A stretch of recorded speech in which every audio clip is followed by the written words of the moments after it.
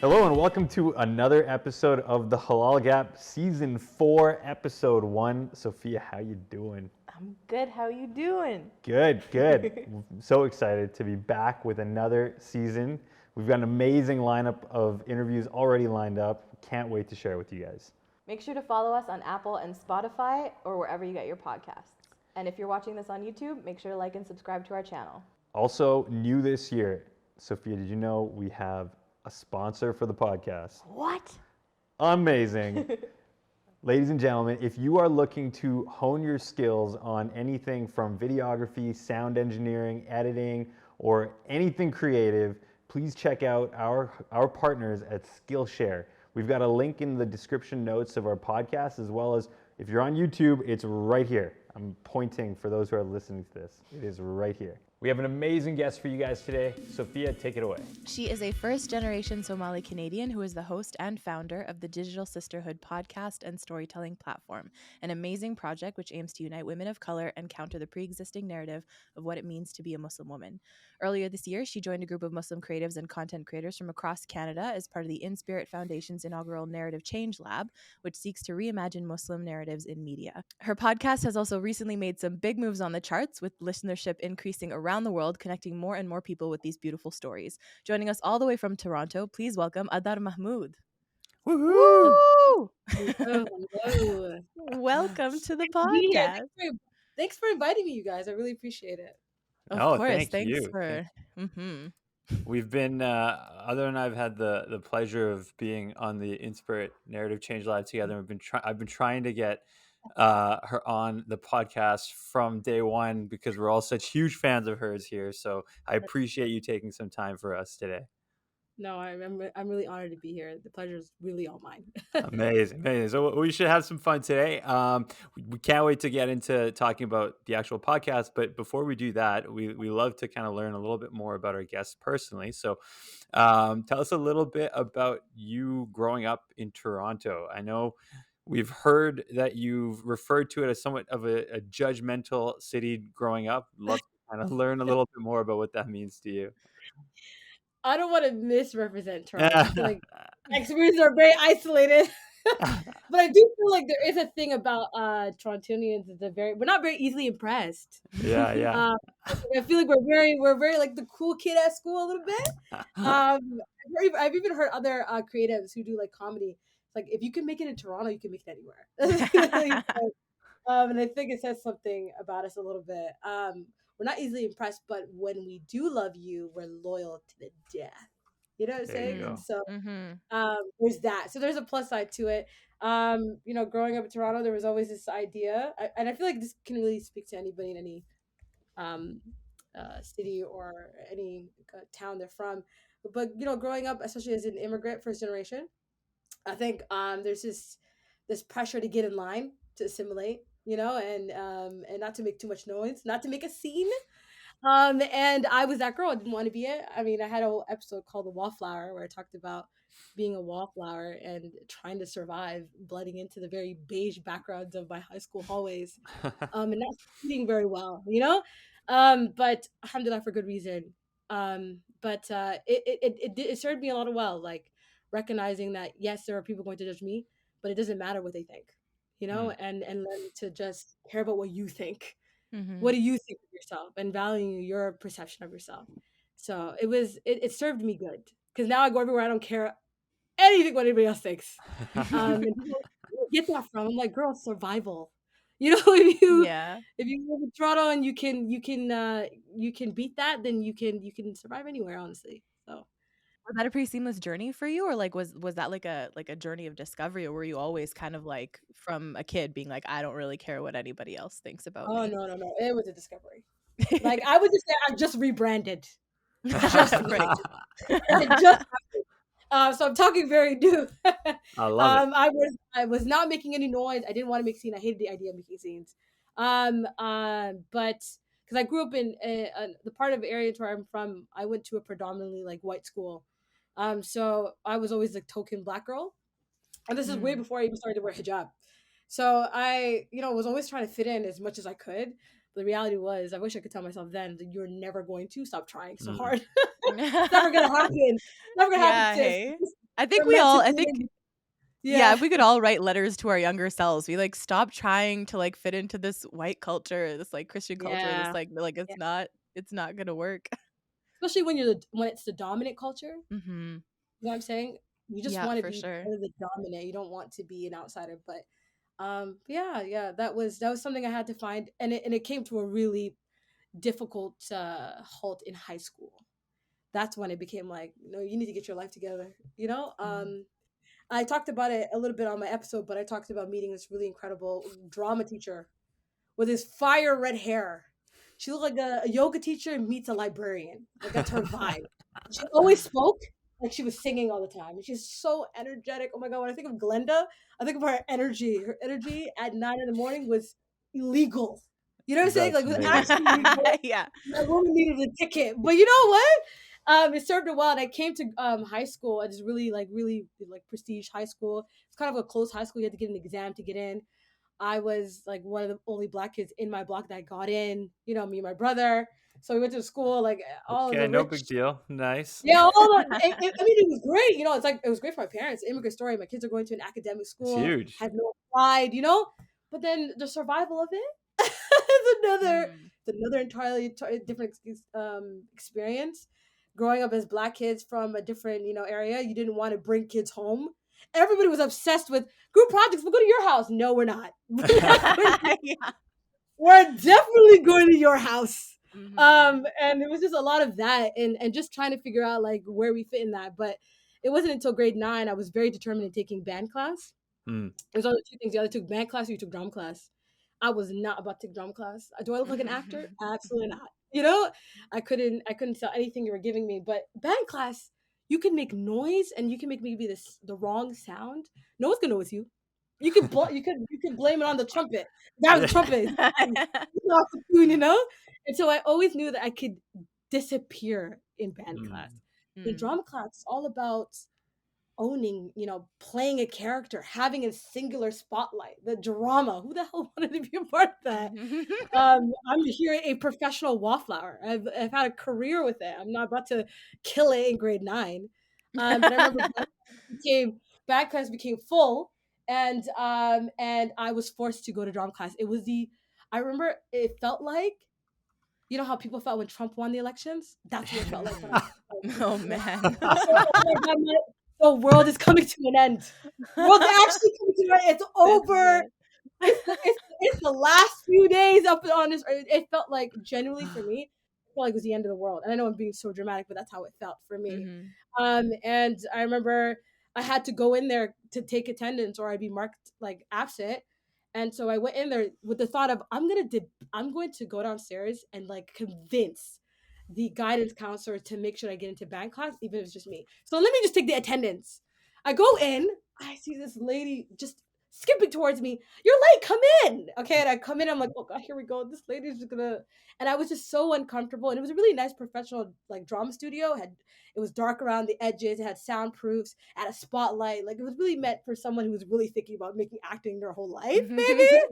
And that even added this is like the scariness of it. And so she's like telling us, okay, guys, do this, do that. And she put us in pairs. We were already acting day 1. I don't even know, like she couldn't even let us get to know each other. We were already doing like these acting. And I remember I had left and I went to the guidance counselor before my next class and I said, listen to me. This is not my life. I'm not going to complicate my life. I'm here to learn. I'm not going to learn here. It's not what I want. Can't you tell I'm a fantastic musician? She's like, are you really? I said, like, I'm a star. You don't know. Like, this is my career. Like, don't get it wrong. Like, I could be potentially the next Beethoven, but you're putting me in drama class. The world is denied your music. This is your fault. And I appreciate Mrs. Ali because she played along. Oh my God, I can't believe I couldn't tell. That was a mistake on my part. It's like, it's a huge mistake. You know what I'm saying? You're going to be in my autobiography and it's not going to look nice for you, Miss Ali. You know what I'm saying? You don't want that on your, you don't want that on It's on the my record now. It's on the record. Yeah, and she's like, okay, then I'm going to have to get you to change. I'm going to have to switch you. She's being sarcastic situation. She ended up snitching on me to Glenda, telling her that I was trying to get out of her class. And because of that, Glenda felt the need to tell her, oh, she's definitely not leaving my class because she wants to leave. And I was like, oh my God, not the character development. This is the part where the character development. This is the That story climax. arc, yeah. Yeah. Yeah, this is my most intense character development that's ever happened to me in my entire life. And I remember I had to come back to drama class, second date. It was a Tuesday, I'll never forget. And it was after lunch, and we had an assignment to do in front of the class, and she picked me out of the 22 people in that class. Can you come here and do this segment for me? I looked at her. I remember looking back. She's not talking to me. There's no way she's talking to me. And she's like, yeah, come here. And she comes, and I'm reading. She's telling me, read this line. And I'm reading this line because I'm so nervous. I'm like basically having a heart attack. She couldn't tell. She's like, oh, you're slurring your words. Can I give you a cork? So she puts a cork in my mouth, and she says, read these lines again. And to me, although it's not that much of a serious situation, it's not the most humiliating experience I ever experienced. Very like, now you're making a mistake. Now she's putting a cork in your mouth. You look ridiculous, and you're they're looking at you like this, like, what's wrong with this girl? And so I had this dramatic exit where I took the cork out.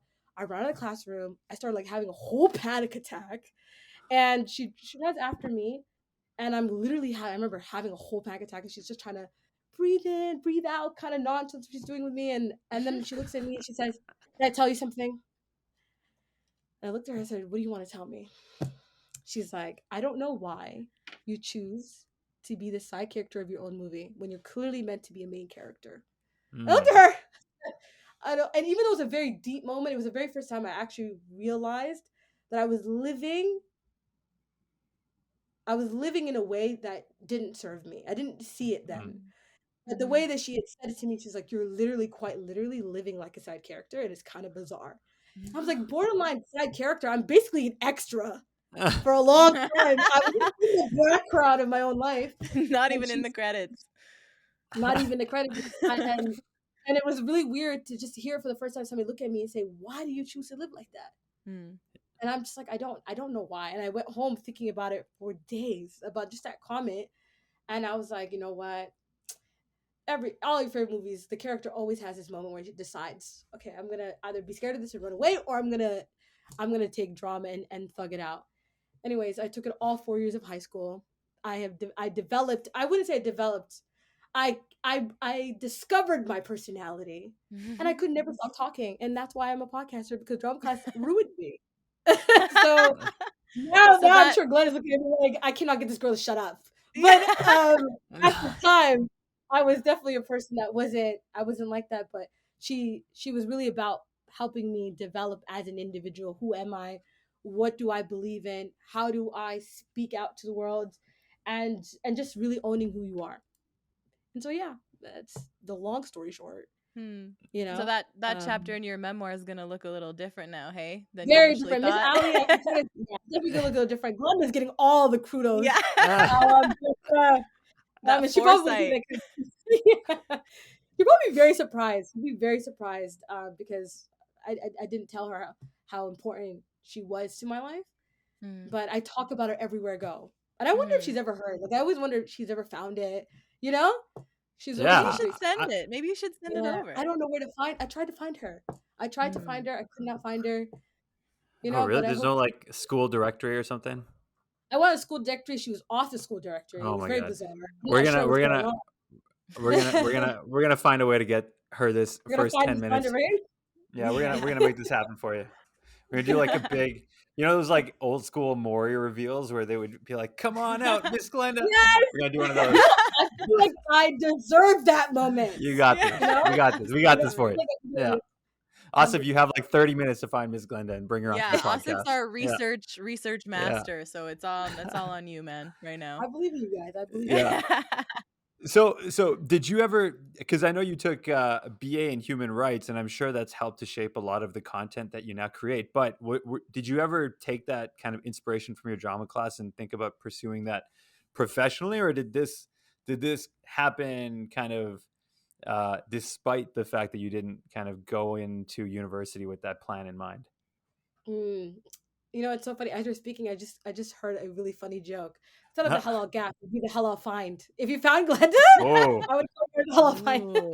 There you go. That's Halal Find. That's a very funny segue. Gap into has a been new bridged. Yeah. where you're finding people's teachers. But so human rights and equity studies is always. I mean, I feel like that experience is very interesting. I think it really came from a place of learning my blackness. Growing up as an immigrant, a Somali immigrant, talking about identity is not a thing. It's not a thing. Like, you don't have sit down with your family and say, hey, by the way, just so you know, you're black and you're going to experience this, this, and this. There wasn't really that kind of, we kind of discovered those experiences on the ground. And I remember the very first time I ever really recognized that I had certain experiences that that I had that others didn't have was when I read Toni Morrison's book, The Bluest Eye. Mm. And I remember in the character, The Bluest Eye, there was a character who was drinking milk so her skin could become white. And that she didn't like her hair. And it was the very first time I was like, oh my God, this is the first time I've ever seen a character dislike herself and try to portray herself to like the dominant, you know. That was the very first time I feel like I realized my experiences of anti-blackness. That's very first time. And after that, I just became super curious about like other people's experiences. And then I started to, you know, learn about certain causes, and even in just high school. And then when I went to university, I was like, I definitely want to study, you know, equity in particular, and human rights because of just my own experiences. And obviously where I, you know, went to school and stuff like that really, really geared me there. And it worked because I never stopped talking. So it just, my mom always says, you're fighting for everyone's rights. You might as well make it a living. You know what I'm saying? There You you might go. as well do something about it. And so I went to U of T. I remember human rights and equity studies. I didn't have a great experience there. I actually experienced a lot of pushback even when I went there. At the same time I had gone to university, I started to find myself. So I started to practice my faith. I never really liked how I learned Islam. Growing up, it was very fear-based. Yeah. And I just didn't feel really connected to it. And because I was so disconnected, I went on this journey. My mom took me to a few countries, and in one of them, she said, "We're going to Islam because you definitely got." And I went to a Muslim country. It was the very first time I had seen like Muslim women, like, you know, wearing hijab in a way that I just never seen it that way. Like the way that everybody wore it, that it wasn't a thing. There wasn't this fear around it, and it was the very first time I started to think about Islam differently. And then I started to learn about it in books. But when I went to school, I mean, by the time I got to, you know, second semester, I was wearing full hijab, abaya, and jilbab. Like I was in it. I loved everything about what hijab meant, what, you know, the principles. I was just in it. I was studying at the time as well. And so I was also very interested in learning about like human rights and Islamic thought. So everything for me was a intersection. It wasn't until I had in my women and gender studies, we were studying about how the immigration of Algerian women to France. And in the literature, it talked about how France expected Algerian women to take off their hijabs.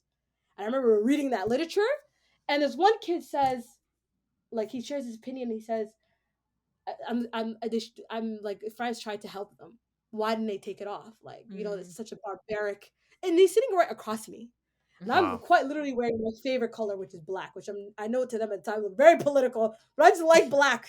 And I'm wearing a long hijab, and he's looking at me. He's like, "These women, like, we, you know, France tried to say." I'm like, "What are you talking about?" I remember getting so upset that when I spoke up, I said that what he said was very hateful. You know, and I said, "This is borderline like hate speech, and like this is inappropriate." But instead of like the professor backing what I was saying, he actually told me to leave. Really? Wow. Yeah. Told me to leave. Wow. And it was like when I think about it, the first thing I remember is I remember leaving, trying to avoid eye contact from everybody because I didn't want to cry. I didn't want anybody to see that I was upset by that. But I remember when I left the door and I closed it, my hijab got caught on the door. So embarrassing. I couldn't have any the whole that same day I was in the library, some guy called me Batman. It was just a mess that day. That day Oh my God. was a mess. And I remember thinking to myself, like, is this where I want to be? Like, I could get a degree out of school. I could, you know, do what I need to, but am I willing to just tolerate an environment that doesn't care about me? You know, just so I can get an Ivy League degree, right? Just so I could be quote unquote successful, allegedly, right? It's all allegedly, right? And it was that moment I decided to drop out of U of T and switch schools. And I know that upset my parents a lot. They're like, "Oh my God, this U of T, what are you doing?" I said, "U of T ain't serving me, ma. Like, I'm trying to do a degree, and I want it to reflect what I believe in, but I'm not Yeah. gonna do it in a space that doesn't want me there." Yeah. You know, and I know it's probably overzealous 21-year-old, but at the time it felt right. And so I transferred. I went to York University, which isn't the best, but is a lot better. Yeah, all the teachers kind of look like me. Students kind of look like me, and I enjoyed it. And I had learned about human rights in a way that I had never learned, because for the very first time I saw a curriculum where the students were like participating in it. Miss, I don't want to learn that. Like, you know, like, professor, I don't know if this is great. I will never forget one guy said to a professor, "Why are we learning about all these white men?" I love that And I question. that was my philosophy class. That was my first day, okay? Back, leaving this dramatic, institution I was at. And first day into my lecture hall, some guy goes, "Why am I learning all these white men?" And I said, "I am in the right school. I am in the right Yeah, school. this is it. I That's a I good move. finally found a place I belong." It was like, I remember went up to that guy. I don't even know him. He sort of, I really love what you said. He said, "What part?" I said, "The white part." I was like, "This is gonna be so crazy." He's like, "Okay," and I walked away. I just want for me, it meant a lot more, because Yeah, for the yeah. first time I saw people really participating and really people pushing the envelope, and it wasn't about getting in line.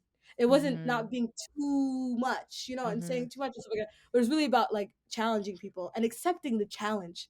I saw the way the professor accepted that challenge. I thought he was gonna get kicked out, like I got kicked out. I was like, "Oh, he can kick out." You know what I'm saying? And he didn't. The professor's like, "You're right. Why are we learning about these white men? Yeah. These particularly, passed away white men. Why are we?" And I just said, "Oh, I'm in the right place. I made the wrong call. Thank These God." are your You people. know? Yeah. Yeah. So how Yeah. how did that kind of play into like the way that you use your podcast to tell the specific stories that you tell? Because I think like obviously being in that situation of the first school where you have, this giant, systemic oppressive educational Mhm. system there that as you said is very much like just get in line, just like do the thing, like this is prestigious, you're lucky to be here kind of Yeah. attitude. But and then moving to like a different place where you're like I can get an education and I can do the same thing, but it doesn't have to be like that. Was that like a big influence in your journey to Oh now my God. doing your podcast? I believe everything I do is in my based on what I had learned and experienced at school, because I was at York. I had an incredible opportunity to study human rights and Islam together. There are a lot of programs they put it together, so I got to do best of both worlds. But I will never forget when I did a seminar on intersectionality, and the professor did an exercise, and she said, "Okay, if you are, black, go here.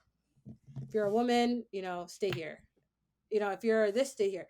And it was like all these great, and people had a lot of like cross intersections, but I was like, I kind of represent a lot of these experiences that made it so unique. And it was like, "Oh, professor, I'm also Muslim, I'm also black, and I'm also a woman," and it just gets more intersectional if I'm able-bodied, if I'm this or that. And I just remember thinking, but like as we got there, it got smaller and smaller and smaller, and I was like, "Oh my God, how often do we hear about stories about like people with these experiences that kind of talk about all these intersections? How often do we see that? How often?" I remember I was listening to a lecture by this professor that I always thought was really amazing, and he was talking about how there was a girl somewhere in the States who wanted to participate in a basketball tournament, but she couldn't because of her hijab. They told her she had to remove it. And she was a black Muslim woman, and she fought for her rights. And when she did fought, she won. She was also able to support other people in other religious minorities to Yeah. where they're, and it was, I remember thinking, and he said, he posed a question. He's like, "What is it about black Muslim women that liberates everyone?" I thought that was so profound. Like, just even that comment is like, what is it about them that makes other people free? Right? And it's just because these women experience unique experiences, and they are everywhere with everyone. And I think in the hierarchy things, what he was trying to explain was they were the lower of the lower of the lowest. In this hierarchy, and I really thought that was profound. I was like, "Oh my God, wouldn't it be so great if they are the bottom of the totem pole? what are their experiences and what are their stories. Mm-hmm. It was just a curiosity. It was something I was very curious about. Like, imagine there was a place where you just kept hearing their stories. What would they say? What would they say? What is my story? What would I say? You know? And so, and it was just something that was always brewing in the back of my mind. And people would always say to me in class, because I was very vocal, oh, you know, either one day you're gonna, you know, you're gonna be a politician or you're gonna do this. I'm not being none of that. Okay, none of that. I never like most people in my grade went to law school. Everyone was going to Osgood Law. It was a thing, but I wasn't interested in going because I could not see myself in it. Because I don't know. I just there's a creative side of me that I really wanted to tap into, but I didn't know what it looked like at the time. But things quickly changed when I met the right people. So I know that I think sometime in 2020 you made a dua that Allah help you make content. Was that kind of born out of this thinking of I want to put the stories of Black Muslim women out there, and you know I just want to know how, or what was that dua for specifically? Was it for like what content or what format, like, or just generally just, you know, how do I help create? I think the dua was asking Allah that whatever this thing that I have in my heart that I'm so inclined to do, make it as successful and as impactful in the way that pleases you most. And it wasn't just making dua for like to make it like, oh, nice or formatted, but introduce me to the people that see the way that I'm trying to do it. Right? You can work and collaborate with people all the time, but people, they don't have your vision and they don't align with that vision. Things can get really difficult very quickly. I ultimately just wanted to do a project that had nothing to do with like dunya. It just had to do with, you know, I was in the middle of the pandemic. I'm thinking about life. I just graduated university. I'm trying to figure out where I fit in the world. But I also am in this really interesting place in life where I'm looking to, you know, please Allah subhanahu wa ta'ala in the way I've never done before. And I wanted to share those experiences. I also wanted to learn at the same time. But I wanted it to be, I believe that Allah subhanahu wa ta'ala gives you success. Nobody else gives you success. Right? No one in this world can give you success for Allah subhanahu wa ta'ala unless he co-signs it. And so for me, asking him, Allah, I want to do this, but if it's not good for me and it's going to be my greatest demise, remove it from my heart. I don't want to do something that's going to be my greatest demise. So many people do great things. Only Allah knows if it's their greatest demise, right? I don't want to do something and then it booms, it becomes successful, and girl, I end up in the wrong place, right? Like I wanted to do something impactful and end up in the right place. So that was the reason why I made that dua. And are you aware of what the right place and the wrong place are, or are you like, I'll know it when I'm there, or I'll know it when I see it, like Allah knows what's up? But like, do you have an idea of like, I want to end up here, I don't want to end up here? I think what I was asking a lot of time was to show me. You know, it's I don't know. I actually don't know what you know, and I have the desire to do this thing. I don't know where it came from. You know, I have this interest, but Allah, if it's not good for me, it's not khair for my dunya wal akhir, then remove it from my path. I was asking him for counsel, you know, and for that clarity, because I felt this, but I don't want to be attached to something that isn't good for me. Because as Allah says in the Quran, right, you might like something that's bad for you. Yeah. You might dislike something that's good for you. And that's a fact. Yeah. I see that all the time. People are attached to things all the time. It isn't good for them. And so submitting to that, like, I don't know. You know Allah. You know, tell me what that line of success, that path of success looks like. And make me an example of it. You know, and that obviously that counsel continues. I don't ever stop asking Allah for counsel. No, I'm always asking Allah for counsel. Even when I'm talking to like investors, I'm praying to like, oh Allah, is this guy like, is he gonna put me in a bad situation? Like, I can't tell within their chest what their true intentions are. Oh, you know my intentions from the beginning. You got me here. You know, help me do what I need to do, what you want me to do. Yeah.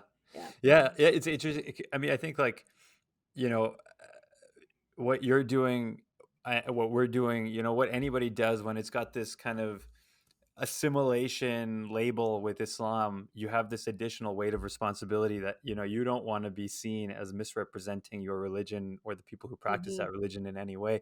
And I know you've said in the past, or at least based on Asif's research, that that sometimes, you know, you think maybe you should stop doing the Digital Sisterhood if it's the thing that might get you, you know, punished in the eyes of Allah. And if you're maybe misguiding people unknowingly. And I think that's Yeah. something that, you know, we think about, at least I think about it quite often with the Mosquers as well, in terms of just, you know, is this a platform that's doing good, or is this a platform that's potentially, you know, having some sort of negative impact, you know, from an Islamic perspective? Is that something that you consciously think about, or is that kind of just in the back of your mind, and you just kind of have your guiding light, and pray that Allah guides you continually in the right direction? It's our biggest stressor. It's the only thing that stresses us Yeah, out. yeah, Nothing really else stresses us the most. Is that I'm afraid there's been so many things that happen in history where they started with good intention. yeah, So many, and I learned it in human rights. So Mm-hmm. many initiatives that started with such great intentions, and they turn out to be destructive and evil, Mm-hmm. like mm, that. And like I learned that so well, and so many. I would be naive to think that wasn't possible for me too, right? And so for me, it's like, okay, what do I need to know? What do I need to continuously practice? And what do I have to understand? Like, I could lose the plot. yeah, I am not invincible. I'm not always right, you know? And so this level, and there's something beautiful about it too, because as a person who does work that's centered around like your faith and people's lives, because people are hmm, sharing their real lives. There's this thing that happens between you and Allah subhanahu wa ta'ala. It's like, well, I don't know, you know, like this necessity to talk to Allah privately often. I don't think I've talked to God more in my life than I did starting TDS mm, ever. Like the way just every day confused, every day like I actually don't know what I'm doing, you know, and maybe that's the point. I'm not supposed to.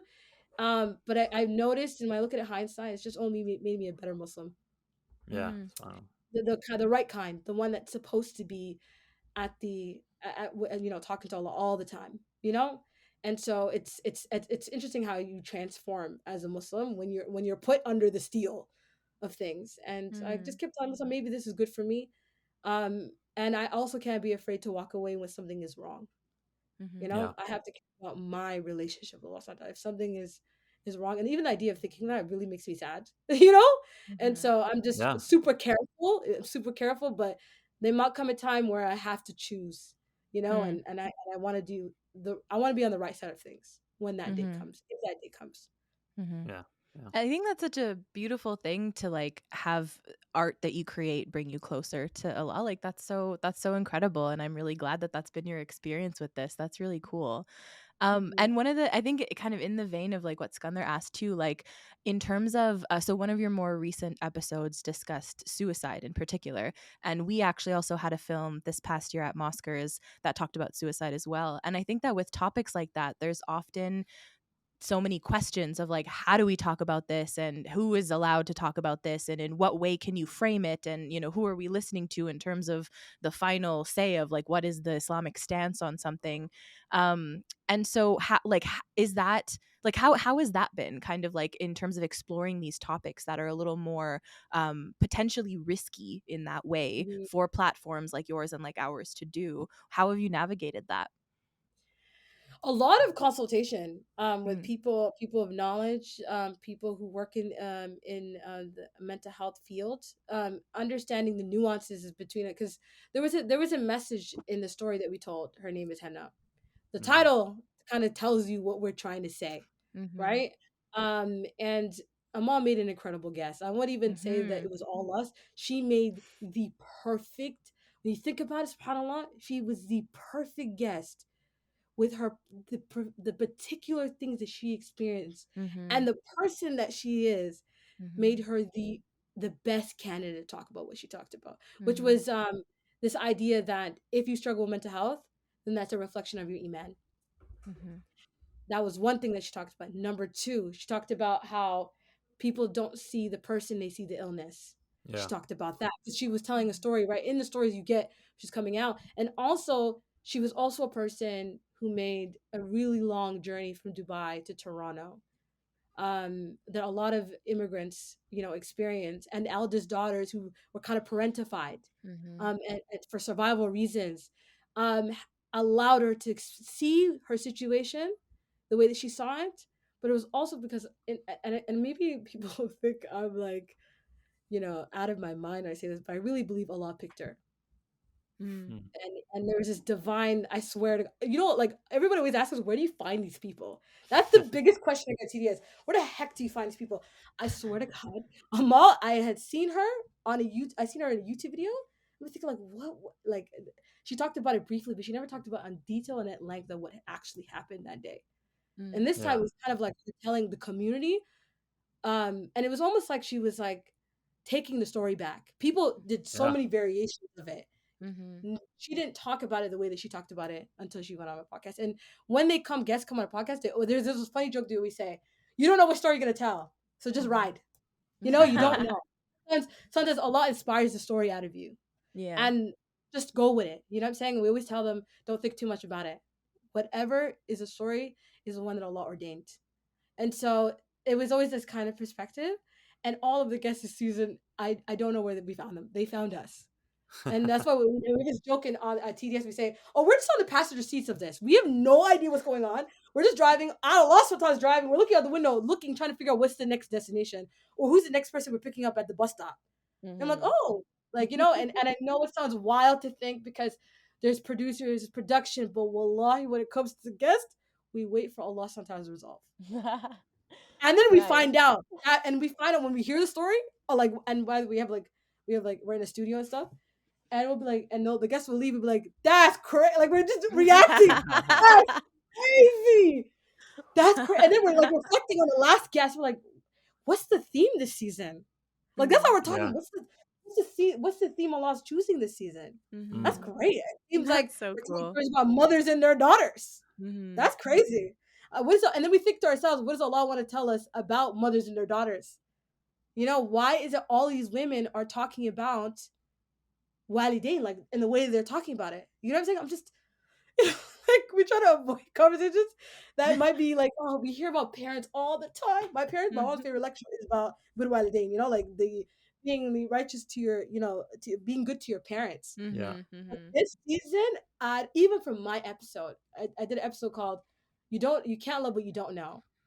I had freestyled a portion of it, and I had figured out what I was going to do the episode 4 days before.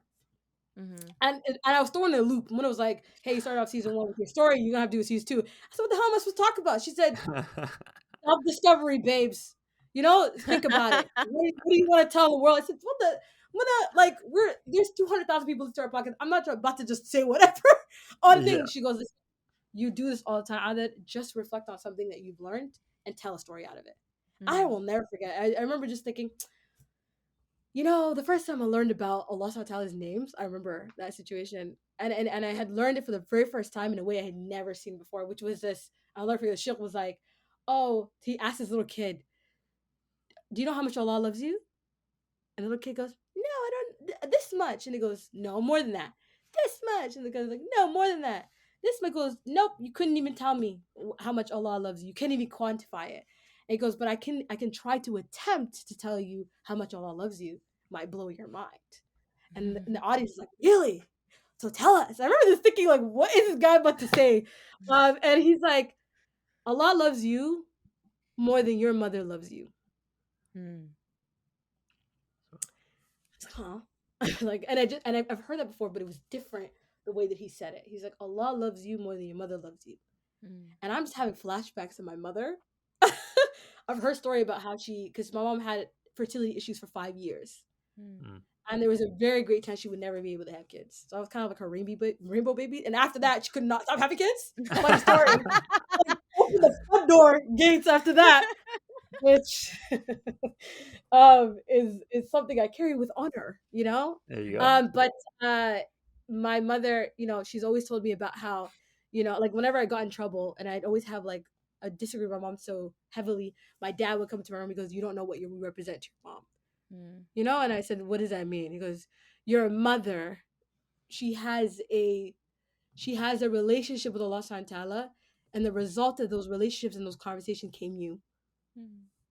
So there's that, like he's saying, like there's this exchange she had. And so for you, you're an amana, like at a different level. You know what I'm saying? And so she's hard on you because you're a direct gift from Allah subhanahu wa ta'ala. At a level that maybe for people it might be different. She struggled for years. Yeah, wow. You know, and so she's like, but I was like, just take a note when your mom is doing that, just take a second about like how you react. Yeah. You know, you represent more than that. And so I went to my room. I was like, let me see what happened. I recorded on my phone a conversation. I was like, I'm gonna record my mother talking. I'm gonna ask her, what did the date of my birth, like when I was born, your experience in it, what happened that day? I never fully asked her. I knew glimpses of it, but I never told her I was recording. I kept it in my sweater behind me, and I just started chilling. She was like chilling, checking out Facebook or something, and I just asked her, "Oh, Ma, like, can you tell me a story about like the day I was born and stuff?" Favorite topic. She's got up like this. She's like, "Oh, let me tell you." So she just went off, right? And I'm recording, but she's not recording because I don't want my mom. By the way, my mom is like a performer. She's a Brahma lady. She's her profession is to sing and do poetry. So when that camera's on, baby, her camera's on. I didn't want that. I didn't want this like, I just wanted her to be very natural, and I wanted her to talk to me like she talks to me all the time, very intimately. And then I'll ask her for permission later, But I just wanted her to sound like just a mother talking to her daughter. And so I recorded the whole conversation. It made me emotional, even listening to my mom talk about the day that she found out. She told the elevator guy. She tapped her. Like she told the whole story. You can even hear my dad taking off his shoes, saying, "What are you guys talking?" Like in the background. Yeah. But natural. I recorded it, and I was telling a story about how, sometimes we can't understand why Allah loves us, but we also can't understand why our parents love us. We can also understand why our parents love us. So is it possible that that we actually do understand how Allah loves us? It's just that we don't feel worthy enough. And really talking about that. And so that was, I wanted, you know what, you go into tangents and you forget what the question was about? Oh boy, do I, yes. I guys, I'm getting older. I clearly don't yeah, right. I'm becoming an old lady. I don't think you're allowed to use the old excuse in this room. Yeah, I'm pretty sure you're younger than everyone else here. So by a wide margin, likely. Probably. Yeah, a wide margin. Guys, are you guys underplaying how old I am? Maybe you guys want to play a little bit. I don't know if we want to get into the topic. You can't see the people.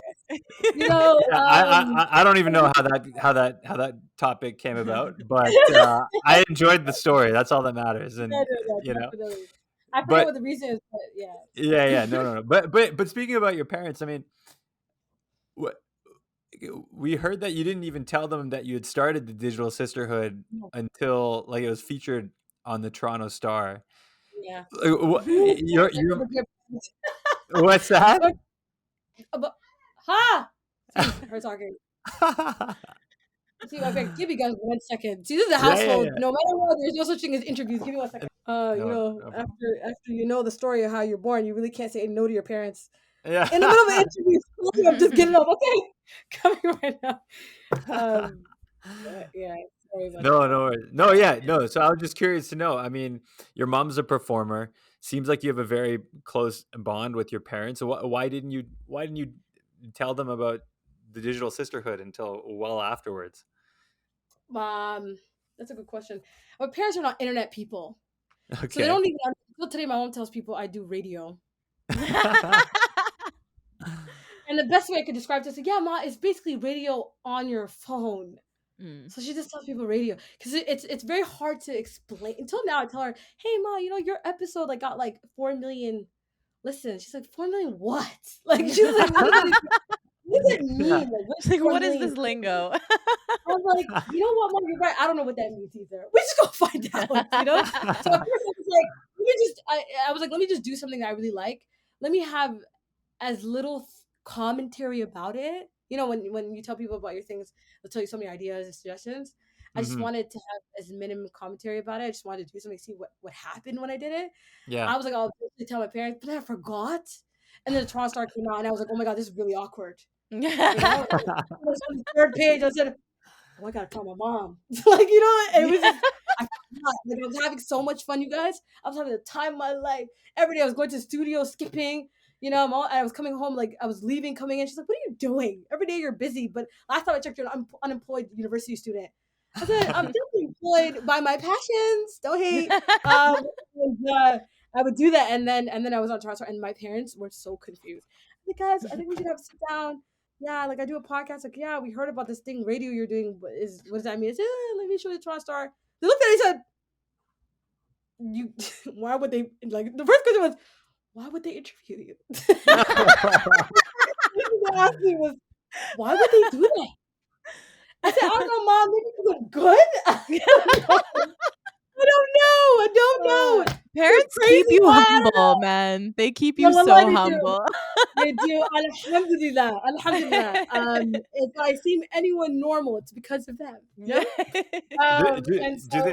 Have they kind of grasped how big it's become? I mean, you're bigger than Joe Rogan, for God's sakes now. Like, does that click in their mind in any way, or is it still kind of a bit of a struggle to help them comprehend just like how vast your reach has gotten?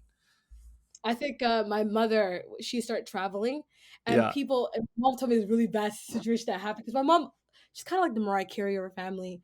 She's just she loved, that's her thing, you know what I'm saying? And so she was performing, and she's thinking people are yelling her name, but they're saying, "Adar's mom, Adar's mom." And she was, what? She was so confused. She's like, "Adar's mom? When would I become Adar's mom?" You know, and then people came up to her saying, "Oh my God, we love your daughter's podcast." She came home that day and she was like in Minnesota. She's like, "You know, you're really big. Did you know that?" I said, "What do you mean?" She goes, "I could not go anywhere in Minnesota. Everyone recognized his mom's voice. Obviously, they heard her episode, right? Because everyone keeps coming up to me about your podcast." She goes, "I can't even sit anywhere. It's like young women are just throwing themselves like, oh my God, we love you, cute heart." And then she came home. She's like, "Oh my God, you know, you're doing something really great. Like, you're really helping people." So one girl told me about how it really helped her mental health, or it helped her relationship with her mom. My mom's like, "I had no idea." Like, you know, even recently, my little brother, listened to my podcast for the very first time because her name is Hannah, went viral, right? And he kept seeing on his For You page. He knew I did a podcast. He just never gave it time. He thought, "Oh, this girl just." You know, I don't know. I think my family, my brothers and my sisters think I'm the boringest person in the world. I'm really fun, but they think I'm really boring. I don't know. Okay, and so I remember it was all over his For You page. He was like, "Why is all these people talking about Adam?" He was so confused. He thought I did something to shame the family. He's like, "You." For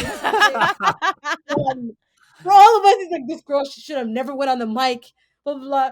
So he's like, I decided to listen to it, and I remember I got this really long message from my brother. My brother doesn't respond more than 2 lines.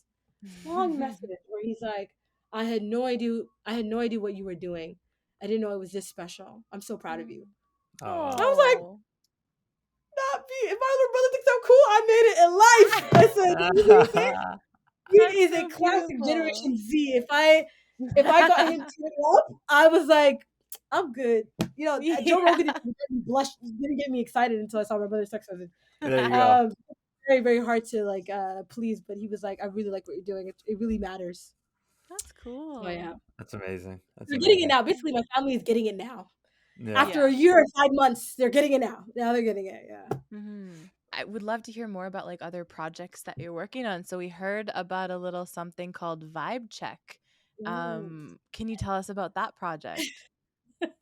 So that project came from an attempt to get funding for the podcast. Right? We didn't want to keep asking people for donations or anything like that. I wanted to kind of earn, you know, that income. So we, you know, I was on Clubhouse because Clubhouse was very big back in the day. Okay, Clubhouse was helping your girl out and many other people. You know what I'm saying? I remember there was this thing that happened where people were sharing their like, you know, horror Muzmatch stories. Yeah. Guys, the things I heard blew my mind. Oh yeah.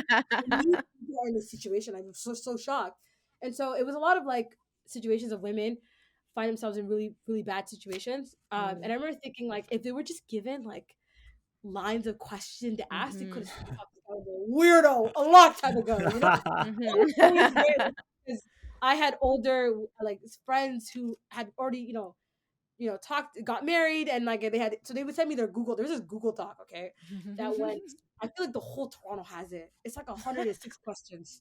to ask a potential spouse. Wow. Wow. And it's not a Google Doc, okay? You can tell Holy. editing in it, okay? And I remember I had access to that Google Doc, and I was like, oh my god, what if I just create like another version of it, change it up a bit, make it look nice, and like do it as a free ebook, so women wouldn't be in those really bad situations. And if it helped brothers, cool, it's bet.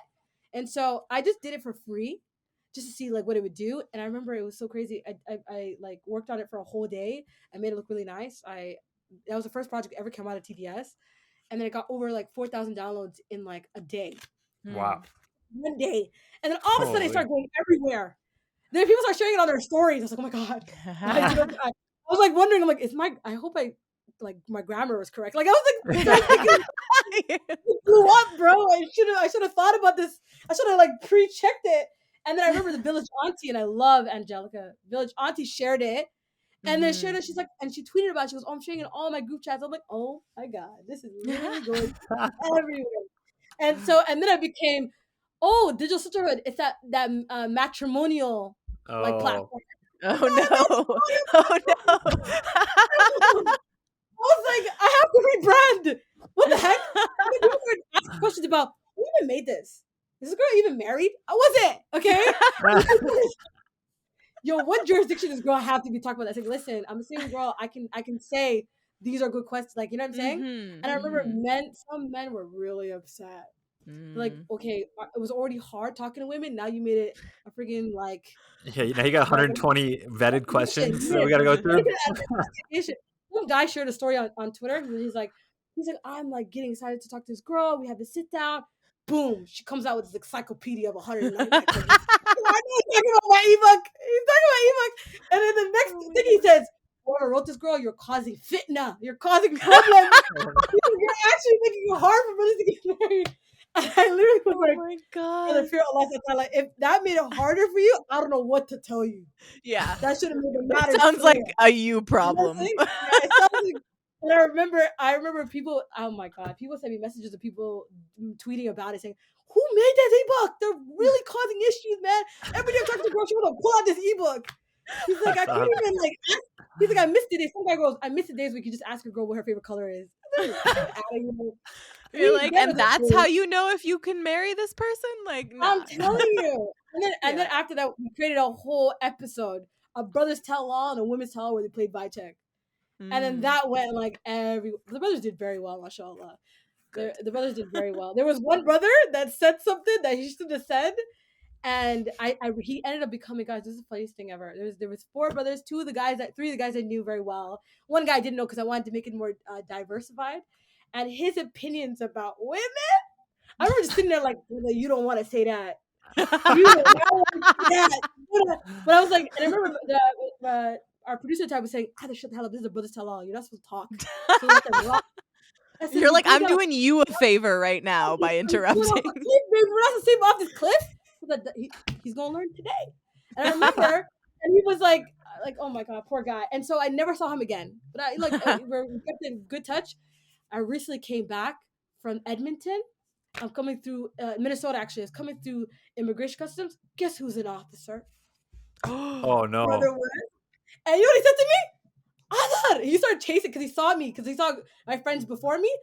Are you guys with Adar? Are you guys with the Digital Sisterhood? Wishy. He's running in his like CBSA outfit. I'm scared. I'm thinking, today I'm getting arrested. Why is this guy running?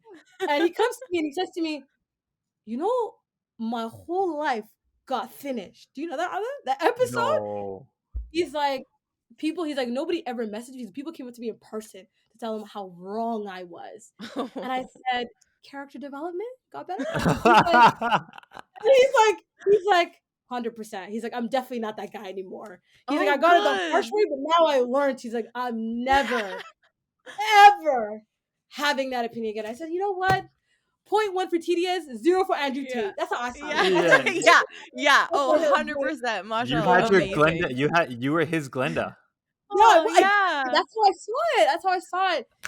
And then I offered him a free vibe check. He's like, I'll send you a vibe check for free. So you can study for this test. You can prep. He's such a good guy. He's such an incredible guy. That's beautiful. He just made one comment that sounded a little. I was like, you know, and the guys try to help him. No, don't say that, brother. He didn't get it. He didn't get it. But it's okay. Now he Alhamdulillah. gets Now, it. like, Now now he gets gets it, and it was a good learning experience. Mhm. And the women from I hope who spoke to him nicely and tried to explain their point of view in Mhm. that. But he's learned a lot. He said, I'm different. He's like, you can call me, I know everything now. I'm prepared. He's like, I'm prepared. I was like, yeah, I'll do that. Amazing. That's awesome.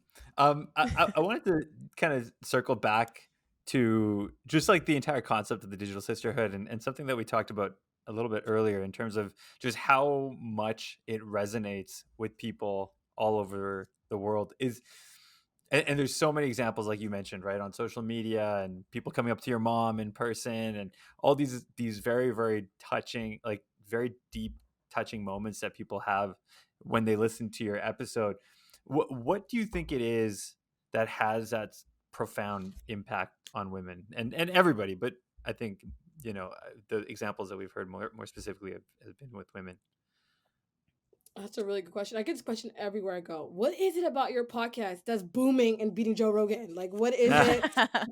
What is it? And how do we replicate that? No, I'm joking. And how do you like? What's the magic? What's the magic No. sauce? Yeah, part of it. I will always say that it's that allowed us to get as far as we did. Yeah. Number one, and number two, I think it's the authenticity. Like when I tell you these guests, Yeah. like they always say when they come into Jonathan's studio, they're like, something happens to us in this room. I don't know what's going on. Like you bear your soul in it. I said it's because the room is dark and Jonathan has this ambiance going on. But it's like they have this. It's just a sincere intention. Every guest, we always tell them, listen, you got two options. You can become known, and that's just that's where it's gonna stop, or you can get so much good deeds if you rectify your intentions. You can get rocket up, babes. This can go to dunya wal akhirah right now. You know what I'm saying? You can, whatever you say on the microphone, somebody can hear it and it can pierce their heart and they can make sincere dua for you. You have no idea what doors this good deed could open for you. Like that's the conversation we always had before. It's just it's mutual, and there's groups sending our intentions from the producers, from me, and from the guest. This is in so many ways, although this is a podcast, it's a very community effort to change. I know it sounds really corny, but really to change the world. An effort. And I mean, as an East African, like stories, all we got is our stories. My mama, all she got is her stories, and her stories quite literally nourish and they take care of us in ways that we can't imagine. Stories are so important, and so mixing that with their intention, it invites this authenticity you can't replicate. Right? They're not afraid of nothing. They're doing this sincerely to please Allah subhanahu wa ta'ala. And so the way they talk, sometimes I just be sitting, I'm like, it's like they're not even talking to me. They're really just speaking in a place of gratitude. Like this is what happened to me, man. This is how crazy it was, but this is what I learned. And this is how much I love Allah subhanahu wa ta'ala for it, because I know he played a major part from beginning to end. It's the passion in their eyes and sincerity in the words that they use. And it's just, it's, to me, it's profound. I gotta leave there like, wow, that is just, and I'm like, I'm glad it got recorded, like yeah. Everybody else gets to benefit, but it's really just for us. We always say the benefit is like, it's for us to learn and then record it so others can see it. But I think it's the authenticity. I think it's their intent when they come in. I remember there's one girl, Sister Mariam, she had survived cancer and she was dealing with chronic illness. And I remember she was so unwell that I even got concerned. I said, Mariam, I don't think we should do this. She couldn't even sit. She kept standing, sitting on her feet because she was losing feeling in her legs. Wow. Right? She's still very ill, okay? And she was like, I'm determined to tell my story. I said, Mariam, please, this is not a good, She's like, no, I'm not doing this for you either. Respectfully, I'm doing this for Allah subhanahu wa ta'ala. So just record me. So she'd record standing, she'd record sitting, she'd record on her feet. She was always moving around. I'm like, oh my God, this is just, she looks in pain. She actually looks like she's in pain. And I remember when an episode came out, the episode was called The Luckiest Girl in the Room. And she talks about something so powerful. I remember she uses a reference. She said, Ayub alayhi salam, who also wasn't well, Allah said that no matter what, I found Ayub patient. And she says, I relate to Ayub, and I hope that wherever I am, Allah sees me patient. And she was very unwell. You know what I'm saying? Yeah, that's and amazing. she got sick at 18 years old. There's a girl who who was diagnosed with cancer at 18 years old and has been a large part of her life in the hospital, in and out. And now, you want to see what she's like? Flying off the walls, traveling, Oh, jumping wow. up. I said, "Mommy, what the heck changed?" And I remember I saw her not too long ago, and I asked her, I'm like, I've never, you're as healthiest I've ever seen you. She said, the du'as of the people reached me. Oh, Wow. that's beautiful. Yeah. And she's like, that's what it means to be on this podcast. That's what it means to do something for the sake of Allah, is that whatever I'm putting out, I'm getting better in return. Mm-hmm. Yeah. And I just remember just like, it's like, and now it just became, the podcast became about who else can we help them? Who's next on our seat that we can help? Because I know it's going to do more for them than it did for us. Right. And it's just like, now it's like our whole perspective has changed. We're like, whenever we tell stories now, we're like, this is a story. Would it benefit them telling it? That's what we think about now. You know, like in season 3, we're looking at stories of people who felt like they were dishonored, right? And they might be telling their story to gain some semblance of honor back. We're telling your story. Let's do this. We're gonna get it back. Yeah. Get it back. And like let's tell your side of things. And as your platform kind of expands, it just, I feel like, maybe I should ask the question rather than make the statement, but do you feel like you've got an even bigger sense of responsibility to get those stories out and to give these people an opportunity to either reap the rewards of what they're trying to put out there, or, make peace with whatever they're dealing with? Has the size of your audience impacted how much weight you put on to each episode, or have you tried to kind of stay focused on what you're doing and what's made it work? No, we have to be intentional. Now that the audience are getting bigger, every story is creating a greater impact. So the question that we're asking ourselves is like, what story are we not hearing that we need to be sharing? What message that hasn't been said that needs to be said now while we have everyone's attention? Now we always have this understanding of, we don't know how long we're gonna have this. Only Allah knows. But while we do have it and while we're here, let's make good of it. Right? And so like, we're literally fisting through stories you never heard in your life. Fisting through that. And the stories I've heard, guys, in our email box, every day we get story submissions. Wow. Some of the most insanest stories you ever imagined. To the point where I'm like, this has to be a lie. This is a lie to a lie. You gotta get fact checkers. Yeah. And so we're going on video calls, we're meeting them. And wallahi, you can feel that they're telling the truth. Like when you hear them talking and you see their eyes, you can tell how they're telling the truth. You know what I'm saying? And oh my God. And what we have coming, girl, we gonna be shaking it up a little bit. It's gonna be, we're gonna be talking about things that maybe government don't want us to talk about. Like recently we just came where a girl, we had an episode called Racism and All His Friends, and it talked about a girl who witnessed a murder in a hospital, a nurse making a fatal mistake, killing someone, and a hospital cover up. And she was a patient advocate, like she was in patient advocacy. But she was faced with, am I gonna ruin my career, or am I gonna face this $1 billion hospital because that's the right thing to do? Yeah. Wow. Right? She's a superhero though, and you find out in part 2 it comes out this weekend what the choice that she makes. But I literally call her a modern day hero. I say, you're actually, like when I met her, I was like, you're actually modern day hero because you faced up something that seemed impossible, but you did it anyways. And then her response is, because she said, who do I need if I have Allah? Yeah. Who should I be afraid of Allah's on my side? I was like, girl, that is crazy. You know, that's amazing. Nonetheless, and I just want to tell those remarkable stories that wherever anybody is might be experiencing the same thing.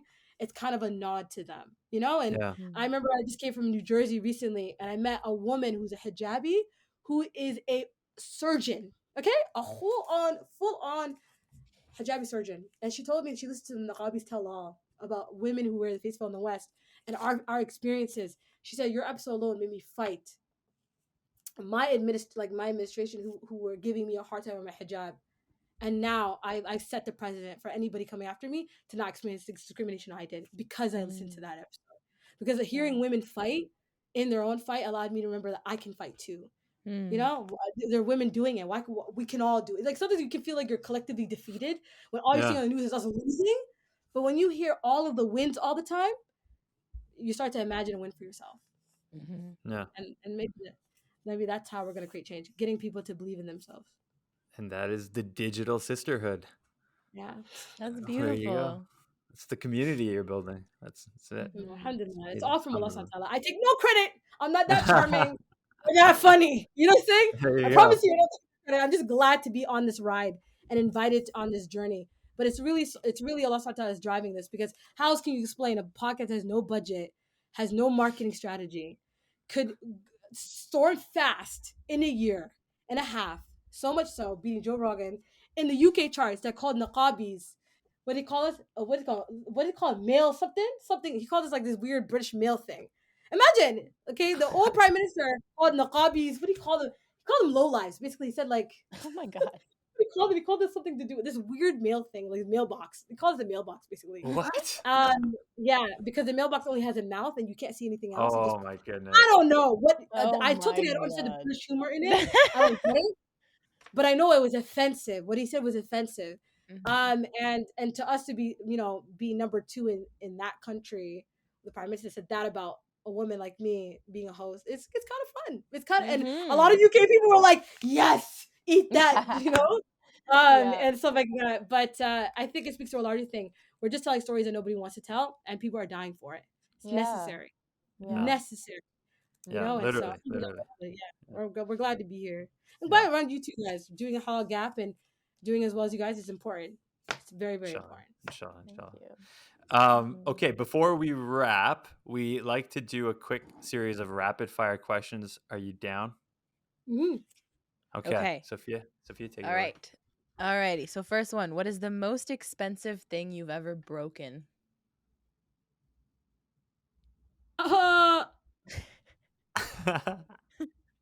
The first thing that came out of my word is self-confidence. Oh, damn. Oh. That's the first thing that Ooh. came out. The most good thing I've ever broken is probably my self-confidence. All right, that is the deepest answer we've ever gotten to Yeah, that question. that I love it. done. I love Knocked it. I everyone love else it. out of the park. Yeah. Okay. All right, number 2. What's the most rewatched movie? What's your most rewatched movie? Oh my god, The Holiday. There's a long Oh, story. it's beside it, but I so love it. good. It's I so love good. it. Even I okay, love wait, the sorry. messages. Can I just ask, when your drama teacher told you the whole Yes! of your were you like the because as soon as I heard that on your That's episode where too, she I was got like, it from. That's Kate where she Winslet, got it man. from. Yeah. You're living the Like, Kate can you imagine Winslet my dream. shock when I saw it? I said, that's what she said to me. Yeah. I said, oh my god, was she doing a pop culture reference? Yeah. Oh And I thought man. she was like Ties a it all sensei, together. she's a sensei, and everything. But that's why until today, whenever I feel like I did then, I watch that movie. Yo, That thing. same. It's a tradition every year. Yeah, I love it so much. I'm Okay. excited for December. I'm definitely gonna watch it. Oh my god, yeah, every year. Yeah, no, 100%. We'll text each other when we're watching it. Yeah. So you can be like, "Are you at the park?" Yeah. Okay, what is next one? What is a book you would take with you on a deserted island? Oh, that's a good one. I'm trying to look at my bookshelf. A book? Yes. This is really hard. I want to say for all my Muslims, I would take the Holy Quran, okay? But if we're not choosing the Holy Quran, That's a given. That's a given. That's Yeah, a that given. one will Yeah. be there regardless. Yeah. Yeah. nobody thinks, oh, it's this book. I forgot the title of it. It's like a book that has full of wisdoms. It's called The Archetype something. Oh my God. Can I get it? Can I read it? Hold on. Go for it. Yeah, bro.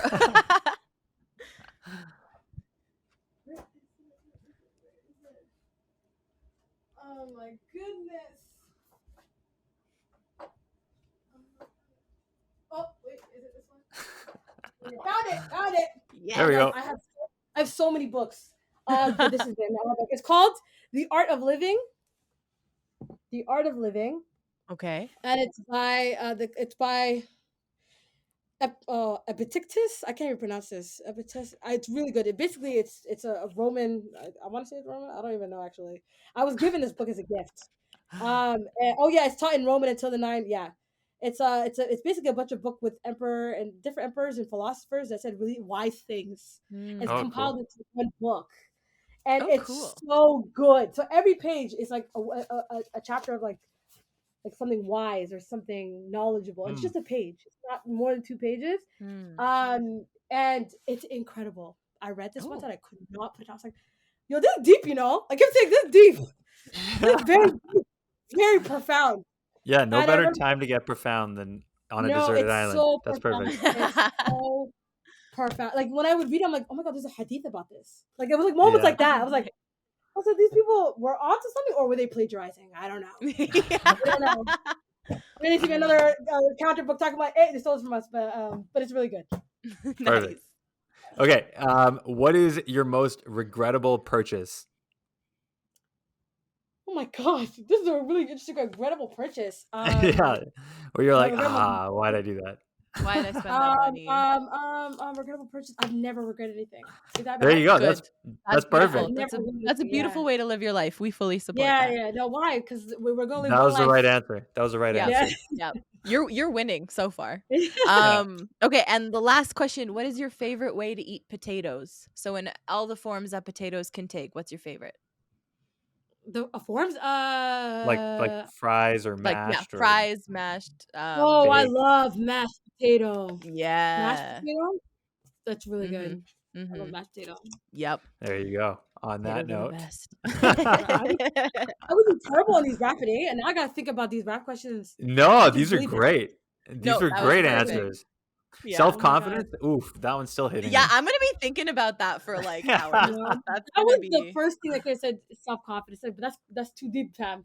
It's supposed to be No, fun. that's great. No. Hey, you take it wherever you want to take it. We've had like probably some of the most profound conversations have been based off our rapid fire randomness. Yeah. Oh So my god, that there is you go. very humbling. Very, very humbling. Yeah, there you go. All right. Well, with that, Other, thank you so much again for joining us. It was an absolute pleasure.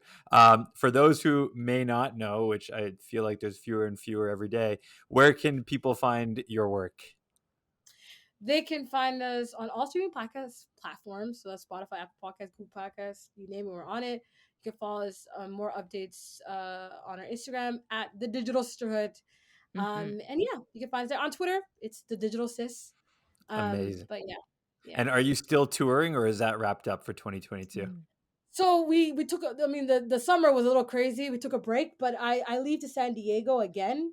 I leave to another at the end of the month, but I'm trying to tone it down a little bit. But I have to record. I can't Of be, course. in the air all the time.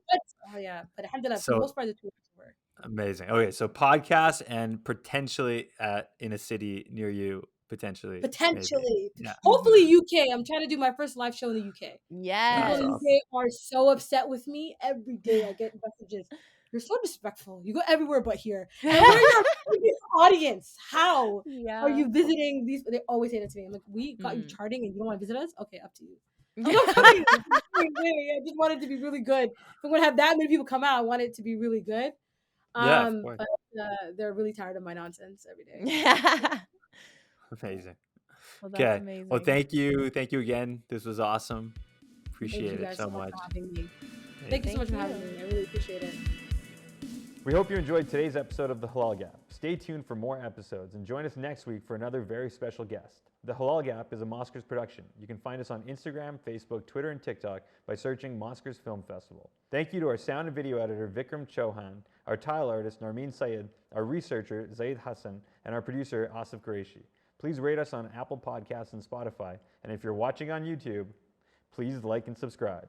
If you have any questions or comments about our podcast, you can email Asif at themosquers.com. On behalf of Sofia and myself, thanks for listening, and we'll catch you next time.